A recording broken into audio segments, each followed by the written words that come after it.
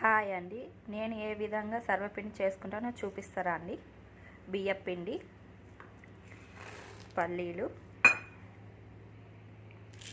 శనగపప్పు, కరివేపాకు, జీలకర్ర, కారం,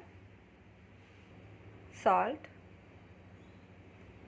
ధనియాల పొడి, కొంచెం అంత పసుపు, ఆనియన్స్. ఇవన్నీ ఒకసారి బాగా కలుపుకుందాం. అన్నీ ఒకసారి కలుపుకున్నాక ఇప్పుడు వాటర్ పోసి కలుపుకుందాం. మనం వాటర్ పోసి కలుపుకున్నాక ఒక నాన్ స్టిక్ ప్యాన్కి ఆయిల్ అప్లై చేసుకోవాలి. నేను నాన్ స్టిక్ ప్యాన్కి అప్లై చేసుకున్నా. ఇప్పుడు ఒక చిన్న ముద్ద తీసుకొని ఇట్లా అప్లై చేసుకోవాలి. ఇలా ప్యాన్కి పెట్టిన తర్వాత ఇలాగ హోల్స్ చేసుకొని ఆయిల్ పోసుకోవాలి. ఫైనలీ సర్వపిండి